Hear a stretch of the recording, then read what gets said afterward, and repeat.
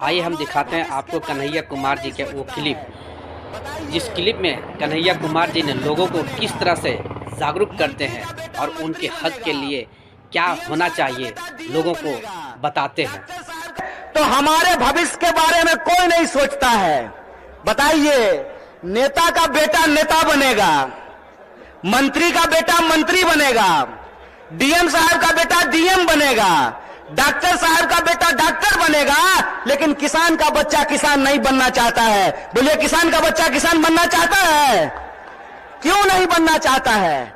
इसलिए नहीं बनना चाहता है कि इस देश की हकीकत यह है कि हर घंटे 2 किसान आत्महत्या करते हैं, हर घंटे एक नौजवान आत्महत्या करता है, हर मिनट किसी महिला के साथ कोई ना कोई अपराध होता है। आए दिन हमको यह सुनने को मिलता है कि जो शोषित पीड़ित वर्ग के लोग हैं उनके ऊपर लगातार हमले होते हैं, उनका अधिकार छीना जाता है। देश की इस परिस्थिति को देखते हुए, जब बेरोजगारी 45 साल में सबसे ज्यादा है, महंगाई आसमान छू रहा है। आप लोगों को याद था ना, पहले पेट्रोल कितना में मिलता था? पहले पेट्रोल कितना में मिलता था? 50 रुपया में।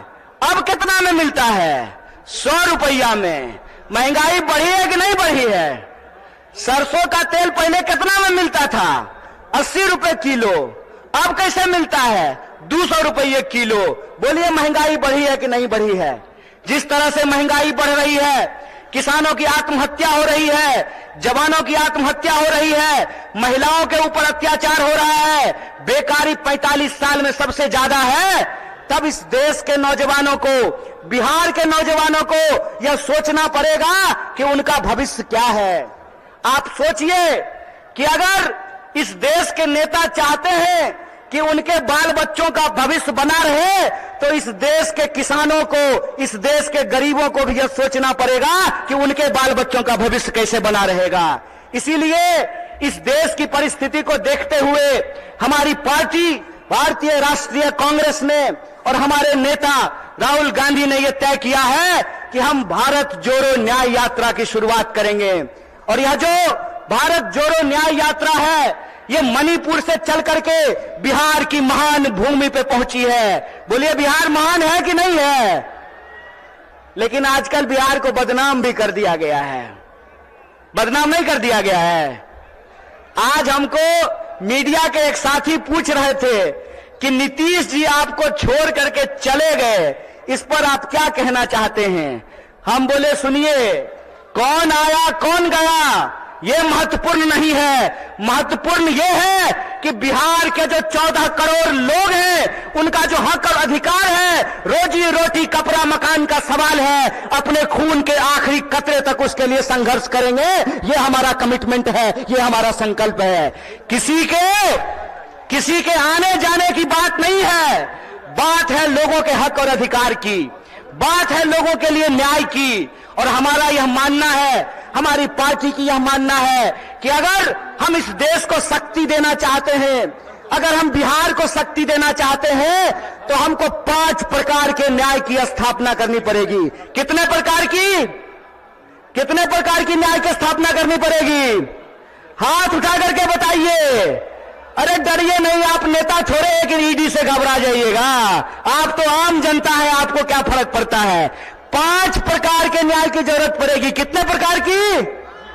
और वो 5 प्रकार का न्याय ये है कि हम चाहते हैं कि इस देश में नारी को न्याय मिले, भागीदारी का न्याय मिले, युवाओं को न्याय मिले, किसानों को न्याय मिले और मजदूरों को न्याय मिले। बोलिए, आपको ये 5 न्याय चाहिए कि नहीं चाहिए? सब लोगों को चाहिए। अगर सब लोग यह 5 प्रकार का न्याय चाहते हैं, तो हम आपसे एक अपील करना चाहते हैं। एक बात जान लीजिए, इस देश में कुछ भी, इस देश के आम लोगों को कुछ भी बिना संघर्ष के नहीं मिला है। हमारी आजादी के लिए भी लोगों को अपनी जान गंवानी पड़ी। बिहार के लोग जानते हैं कि अपने हक और अधिकार के लिए संघर्ष करना पड़ता है। और एक बात आप लोगों ने सुना होगा, बिन हवा न पत्ता हिलता है, बिन लड़े न कुछ भी मिलता है। इसीलिए अपने हक और अधिकार के लिए हमको लड़ना पड़ेगा और हमारे देश के आम आवाम को, बिहार के आम लोगों को यह सोचना पड़ेगा कि हमारा भविष्य क्या है। हम समझते हैं कि जिस तरीके से मौजूदा सरकार हमारे देश के नौजवानों के साथ, बिहार के नौजवानों के साथ खिलवाड़ कर रही है, उसके खिलाफ हमको संघर्ष करना पड़ेगा। आप सब सोच करके बताइए, अग्निवीर लाई सरकार और अग्निवीर में सरकार ने कहा कि 4 साल के लिए नौकरी देंगे। क्या सिपाही जी, 4 साल के लिए आपको नौकरी मिलेगा, लीजिएगा 4 साल का नौकरी। और यहां मंच पे बहुत सारे एमएलए साहब बैठे हुए हैं, बहुत सारे एमपी साहब बैठे हुए हैं। प्रधानमंत्री बनेगा 5 साल के लिए और सेना का जवान बनेगा 4 साल के लिए। बोलिए बेईमानी है कि नहीं है? ये अगर बेईमानी है तो बेईमान को बेईमान कहना चाहिए कि नहीं कहना चाहिए? चोर को चोर कहना चाहिए कि नहीं कहना चाहिए? ये चोर और बेईमान मिलकर के इस देश के साथ लुटखोरी कर रहे हैं। इसीलिए हम आप तमाम नौजवानों से यह अपील करना चाहते हैं कि एक तो हमको नौकरी नहीं देते हैं, दूसरा हमको शिक्षा नहीं देते हैं, तीसरा किसानों को उनके फसल का दाम नहीं देते हैं, चौथा मजदूरों को न्यूनतम मजदूरी नहीं देते हैं, और पांचवा इस देश की जो आधी आबादी है उसको समान जीने का अधिकार नहीं देते हैं। मैं पूछना चाहता हूं, डॉक्टर बाबा साहब भीमराव अंबेडकर ने संविधान बनाया, कांग्रेस पार्टी ने संविधान बनाया, और उस संविधान की ताकत यह है कि डीजीपी का वोट एक होता है ना? क्या बोलिए न सिपाही जी, घबराइए नहीं, डरिए नहीं।